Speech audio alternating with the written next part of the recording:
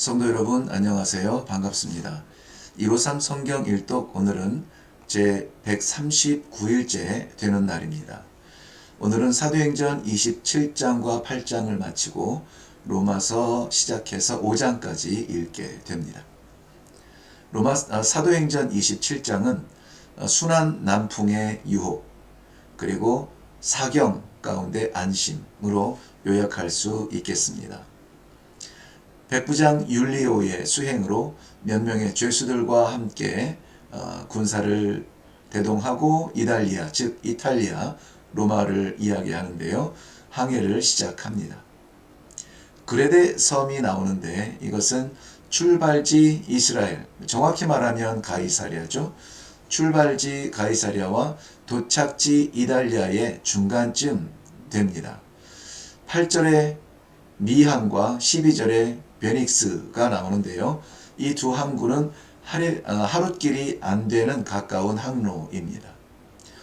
바울은 어렵게 도착한 미항에서 정박할 것을 권하지만 사람들은 그래도 지내기 좋은 큰 항구인 베닉스를 주장합니다. 하룻길의 순풍, 별거 아닌 듯 하지만 바로 그 길에서 알렉산드리아호는 감당할 수 없는 큰 풍랑 유라굴로를 만나게 됩니다.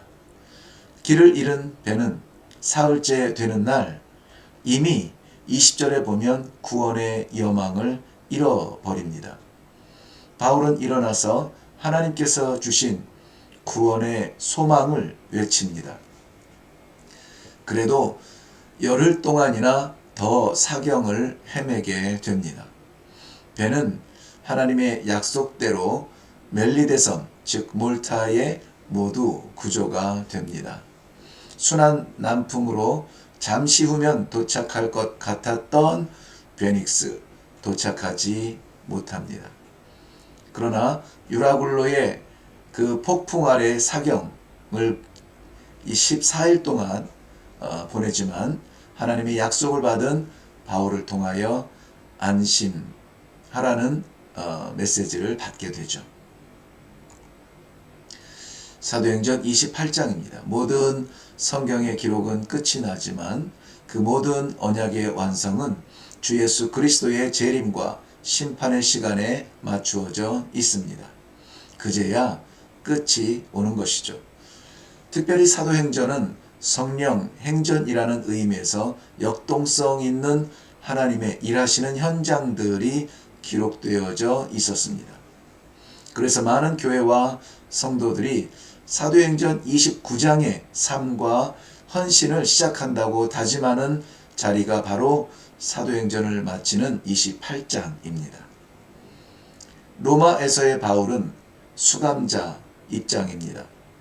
그렇지만 가택연금의 형태로 머물면서 2년의 과정 가운데 재판에 관한 내용은 보이지 않습니다. 오직 복음을 증거하는 일에 로마에서의 시간을 가득 채우고 있습니다. 우리를 둘러싼 모든 제약 가운데 우리가 힘쓸 것은 하나님의 나라와 주 예수 그리스도를 증거하는 일입니다. 예수 믿는 사람은 뭔가 달라. 세상에서 잃어버리고 하늘에서 채우는 축복이 있기를 바랍니다. 네, 이제 우리 로마서를 읽게 됩니다. 로마서는 고린도 교회를 섬기면서 예루살렘의 심각한 기근을 돕기 위해서 이방인들의 연보를 가지고 예루살렘 행을 계획합니다. 그런데 그의 마음에는 예루살렘과 정반대의 서바나, 즉 스페인 땅끝에 주의 복음을 전하고 싶은 열망이 있습니다. 그러자면 이달리아, 즉 로마를 들러서 성도들을 만나 서바나의 선교를 위한 기도의 동지들을 세워야 하는데요. 그 간절한 마음을 기록한 글이 로마서입니다. 그 일이 3년이나 걸릴지, 죄수의 몸으로 가게 될지 자신도 알지 못했습니다. 모든 성경은 하나님의 감동으로 된 것이지만 특별히 로마서는 아로새긴 반지의 보석이라고 표현할 만큼 아로새긴 하나님의 모든 말씀의 핵심을 간추려 보석처럼 빛나는 말씀들로 채워져 있습니다. 로마서의 감동은 어거스틴을, 마틴 루터를, 존 버년을, 존 웨슬레를, 그리고 수많은 성도들의 삶을 변화시켰습니다. 저 역시 중학교 철부지 때에 누구 못지않은 뜨거운 결단으로 하나님께 삶을 드리는 헌신을 다짐했던 말씀이 바로 로마서 5장 8절이었습니다. 네, 로마서 1장 시작합니다. 로마서 1장에 네 기둥이 있습니다. 그리스도의 종, 로마 여정의 꿈, 복음의 능력, 그리고 버려진 자. 로마서뿐 아니라 바울 사도가 자신을 소개하는 최애 표현, 즉 그리스도의 종이라는 표현이 있습니다. 종은 섬기는 자라는 위치와 지위를 말하기도 하지만 그보다 최소한 주의 일에 대하여 주권 없는 노예의 상태를 말하는 것입니다. 자신의 생명의 주권조차 없는 사람입니다. 바울 사도를 만난 적 없는 로마의 성도들은 이미 그들의 믿음이 소문이 나 있었습니다.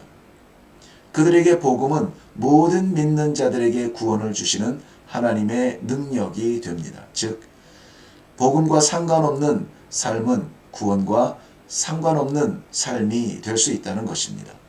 그러므로 복음적 삶에 대한 점검이 얼마나 중요한 것인지 우리 안에서 항상 일어나야 하겠습니다. 그런데 1장의 대부분을 이루는 내용은 믿는 자에 관한 것이 아니라 믿지 않는 자들에 관한 내용입니다.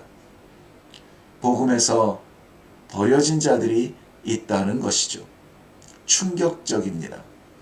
버려진 자는 스스로 고집하는 마음이요, 하나님께서는 그렇게 하도록 그대로 두신다는 것입니다. 자격이 있는데 버림당한 억울한 형편이 아니라 의지적으로 하나님의 뜻, 즉 일반 은총과 특별 은총을 통해서 보여주시는 복음, 그 하나님의 뜻이 아니라 자기의 욕심을 따라 고집하는, 그래서 스스로 복음을 거부하는 교만의 상태를 말합니다. 특별히 28절과 32절에 추가적으로 등장하는 동성애, 이 시대에도 역시 심각한 사회적인 문제가 되죠. 근데 이것은 어떤 인격적이나 윤리의 문제가 아니라 창조의 질서 문제로 보아야 할 것입니다. 로마서 2장입니다. 2절에 보면 하나님의 심판, 그리고 13절에 보면 율법의 행함, 이 두 가지가 키워드가 됩니다. 하나님이 없는 선행자들이 지구촌에는 많이 있습니다. 아름다운 삶입니다. 그러나 우리가 이 땅에서 행하는 모든 삶의 평가는 우리의 삶 속에서 나타나는 것이 아니라 그날에 하나님의 심판 앞에서 효력이 있느냐 없느냐 하는 것이 중요한 것입니다. 중요한 것은 선을 행함으로는 구원을 얻지 못한다는 것이죠.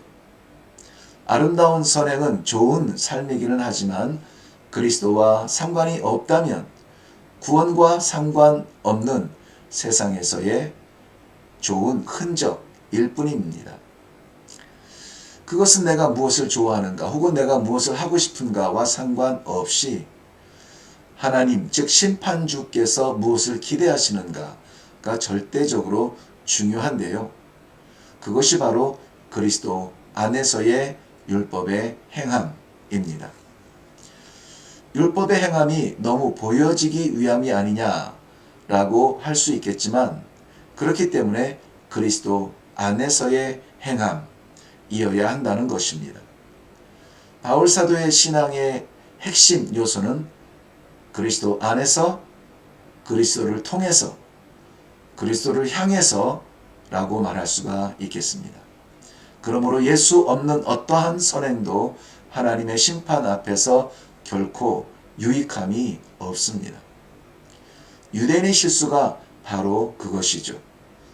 율법을 행하되 예수 없는 열심일 뿐입니다.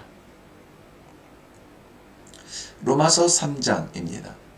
많은 성도들이 오해하거나 혼돈스럽게 여기는 것이 있는데요. 바로 율법과 은혜, 믿음과 행함입니다. 율법은 우리의 죄를 깨닫게 하고 그리스도의 은혜는 우리의 죄를 씻어 주십니다. 그리스도로 인하여 죄를 씻게 된 성도는 씻겨진 삶을 사는 것입니다. 행함으로 구원을 얻음이 아니라 구원받은 사람은 행함 있는 믿음의 삶을 살게 됩니다.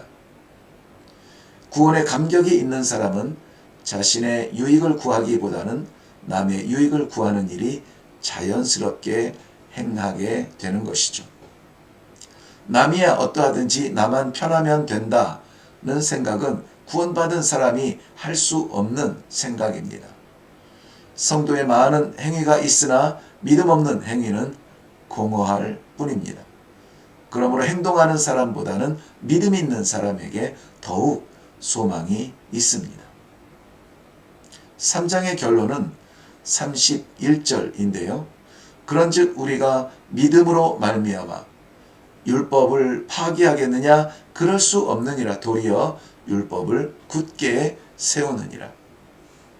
율법의 완성은 은혜로 가능합니다. 그런데 그것은 행동하는 믿음이 필요한데요.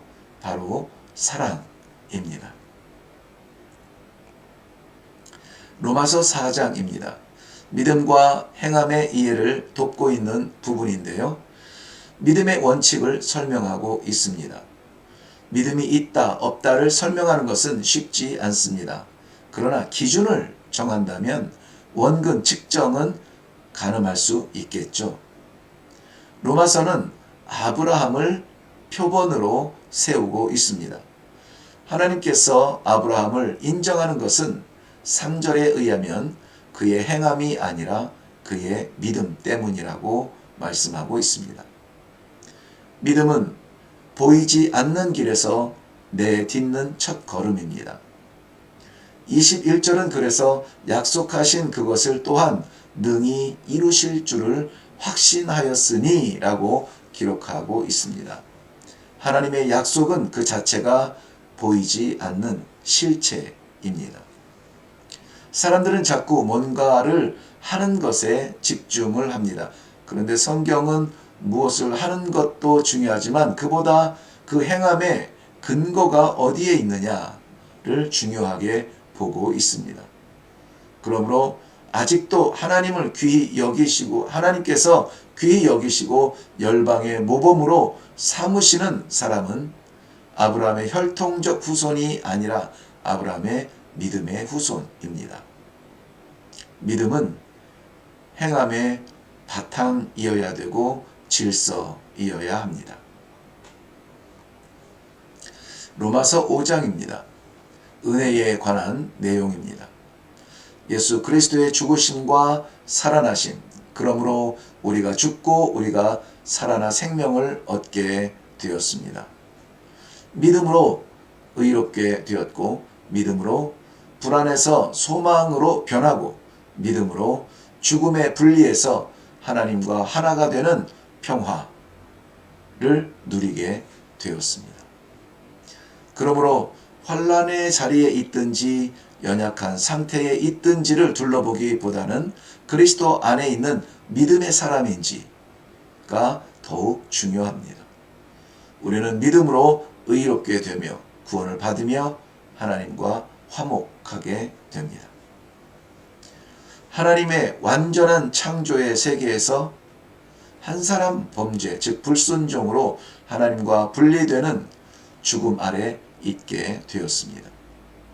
그러므로 그 질서, 즉 불순종의 질서 아래 있는 모든 사람은 예외 없이 다 생명과 분리된 죽음의 상태를 벗어날 수가 없습니다. 그러나 한 사람의 의, 즉 순종으로 그 이름을 믿는 믿음의 질서를 따르는 모든 사람은 예외 없이 다 죽음에서 건져진 생명의 특권을 누리게 됩니다. 우리는 그것을 위해 값을 치른 적은 없습니다. 그저 오직 그리스도를 믿는 것입니다. 이것이 은혜입니다. 오직 그리스도를 믿는 믿음으로 하나가 되는 일회교회 성도님들의 삶은 은혜의 삶입니다. 153 성경 일독에 함께하고 계신가요? 우리의 열정 이전에 하나님의 은혜임을 고백할 수 있기를 바랍니다. 하나님의 은혜가 넘치는 성도님들 모두를 그리스도의 이름으로 축복합니다.